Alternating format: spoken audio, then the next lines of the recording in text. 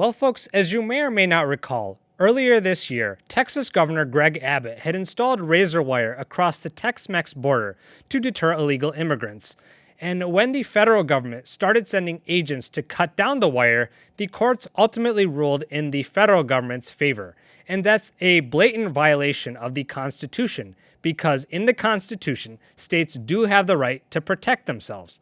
Now, fast forward to this week, because Bill SB 4, which, for a recap, Governor Abbott passed in December, criminalizing illegal immigrants at the state level, and giving the state officials the right to arrest and prosecute migrants, was initially ruled constitutional by the Supreme Court. However, hours after the ruling, the appeals court blocked it. Well, this just in El Paso, Texas, a mob of hundreds of undocumented migrants stormed the southern border.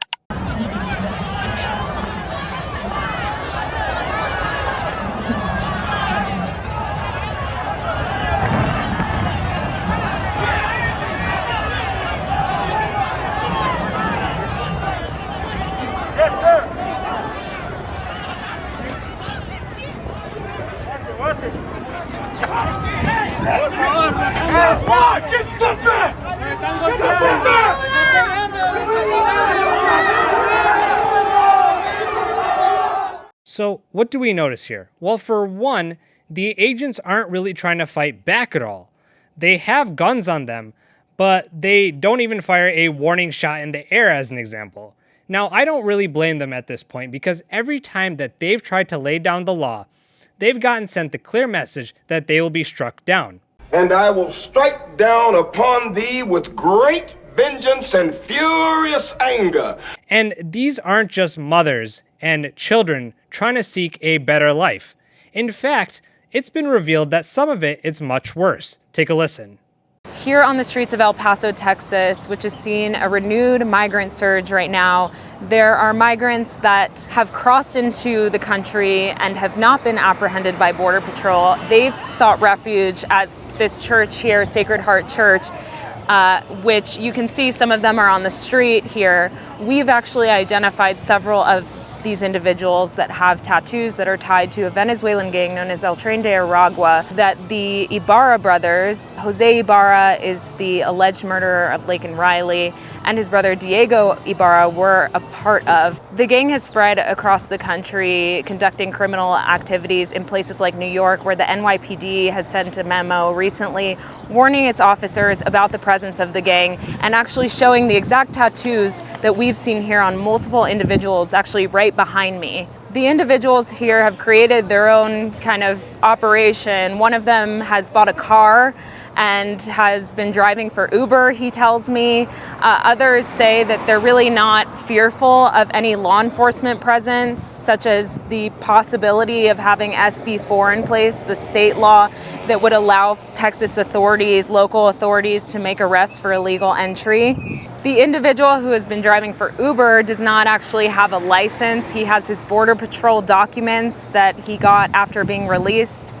His court date is in 2025. Others here are driving as well without licenses, it appears. The ones that don't have papers as well, that ran through the border and did not get caught. Hundreds of migrants stormed the border wall today as part of that group, overwhelming the Texas National Guard deployed down there and encircling them, breaking down concertina wire.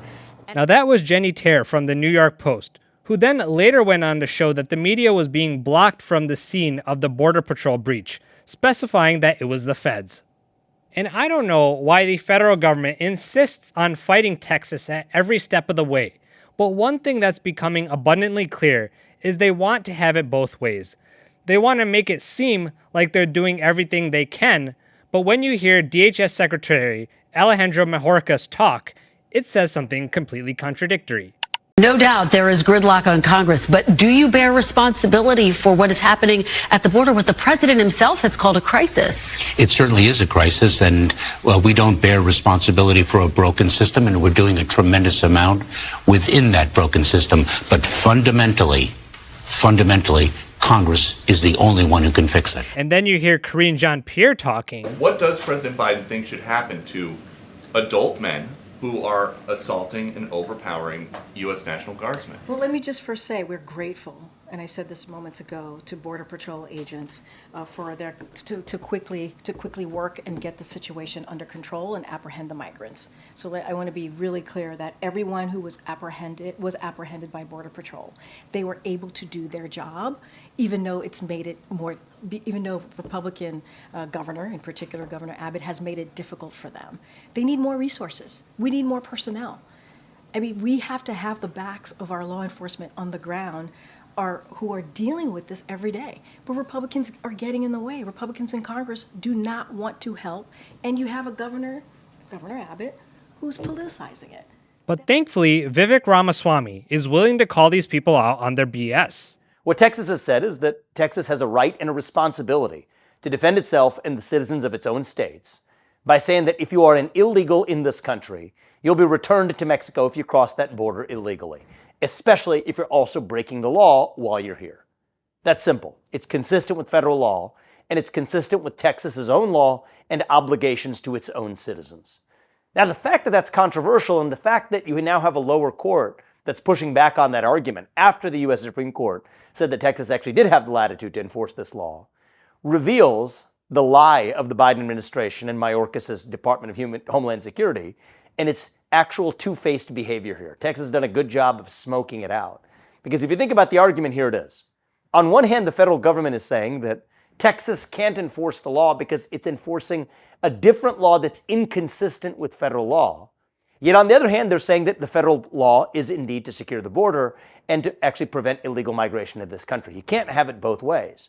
You see, either Texas's law is inconsistent with federal policy, where Texas says that you can't enter this country illegally. And if that's inconsistent with federal policy, that reveals the lie that we know to be true, the Biden administration and Mayorkas's effective policy of open borders. Or Texas's law is exactly just restating what the federal law is, in which case there's no constitutional or legal issue. You cannot have it both ways. And the fact that they're trying to talk out of both sides of their mouth, on one hand saying that the federal government has a secured border policy, that you can't enter this country illegally, but on the other hand will say that Texas is being inconsistent with the federal law because Texas is literally enforcing the law accordingly, reveals the hypocrisy and lies of not just this administration, but more broadly, Democrat policy that has favored illegal mass migration into this country. I mean, we've heard these talking points from Karine Jean-Pierre time and again, where she blames on the Republicans or Greg Abbott. But at the end of the day, it's not the Republicans who aren't willing to help. It's the big guns that are sitting in Washington, D.C. that are the problem. So when Vivek laid into them the way that he did, it was refreshing because he's absolutely right. You can't have it both ways. You can't bear no responsibility, but then at every turn undercut the states' rights to act within their constitutional boundaries. It's a total web of lies, and quite frankly, people see right through it.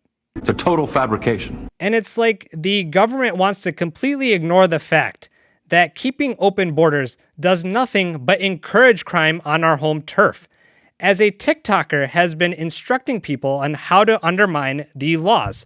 Take a listen. Mi gente, he pensado invadir una casa en United States, ya que me enteré que existe una ley que dice que si una casa no está habitada, podemos expropiarla. Capichi, muchachos, aquí en United States también se aplica la de invasión de terreno. Y creo que ese será mi próximo negocio. Invadir casas abandonadas. La ley dice que las casas abandonadas, deterioradas y que esté en mal estado, podemos llegar y repararlas, vivir en ellas y si podemos venderlas. And that's not the only abandoned thing he plans on taking. En la mañana, una ninza. Como ustedes ven, está podrida aquí, es una camioneta muy económica. La estoy vendiendo, muchachos. El que me dé $2,000 por esta camionetica, papi, se la vendo. Recuerden que es una ninza, muchachos. Este es mi plan de negocio en Estados Unidos.